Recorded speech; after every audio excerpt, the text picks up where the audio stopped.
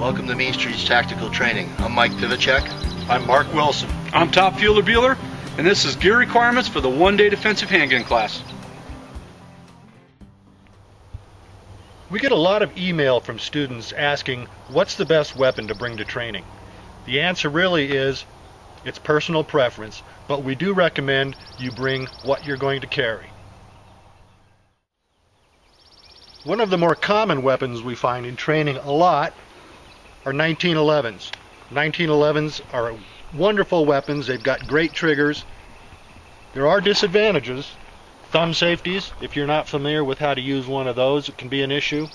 Low capacity magazines, but they're very reliable, easily concealable, great weapons.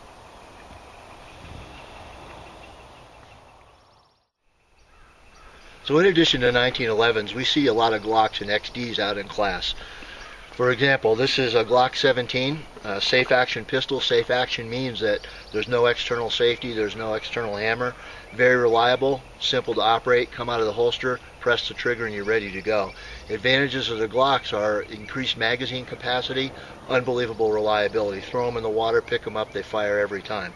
Disadvantages, slightly larger, a little bit tougher to conceal. Magazines are a little bit larger, but overall a great weapons choice. What I've got here is a Glock 23, which is the mid-size 40 caliber. Everything operates the same way. You can pick up a 23 after shooting a 17. It's going to operate exactly the same way and equally reliable. Great choice of weapons. Springfield XDs we see a lot of as well, and they operate much the same way, so also great choices.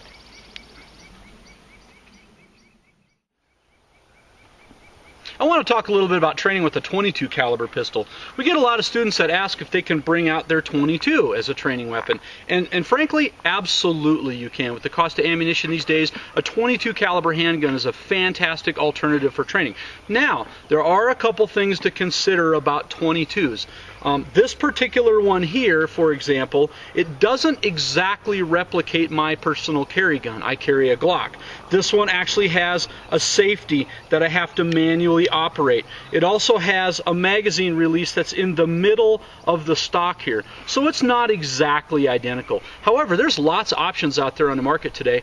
Smith & Wesson makes an M&P 22 that is a fantastic full size that replicates the Smith & Wesson M&P 9mm. There's the Sig Mosquito. There's Walther is making a really fantastic training weapon. So the manual of arms is the same, how you load them, how you run them. So this is a great alternative if you want to do this. Just understand that you might not have the holster options and it might not be exactly identical to your standard carry weapon. But if this is what you want to do, hey, this is a great method. It's much more inexpensive than bringing out your full size.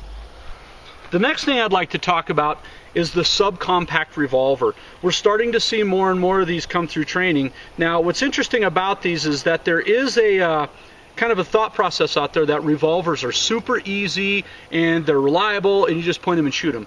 And that's not actually always the case. Revolvers are very difficult to run well, right? One, the first thing to think about is that they're capacity limited.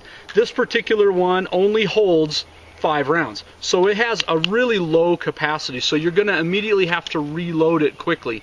The manual of arms on reloading these things can be very difficult and time consuming compared to a magazine fed weapon.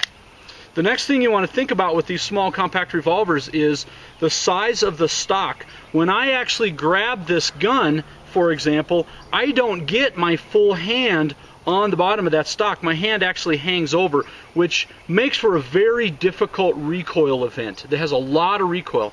Also, this 1-inch barrel, this little tiny short barrel here, makes for an explosive, nasty recoil, right? So I'm going to be in for it if I'm going to do a 300, 400 round training day with my revolver. I'm going to be constantly reloading. I'm going to be constantly hammering away on this recoil, and I'm going to get very sore very quickly. But if this is all you can carry, then absolutely you need to bring this out, and we will show you the manual of arms for reloading your revolver. But if you have the choice, I would choose to run a magazine-fed weapon. They're always going to be more efficient. They're going to hold more ammunition. They're going to be easier to manipulate, faster to reload under stress. They're just going to be a better weapon system. So those are some of the choices that you have for what gun to bring to training.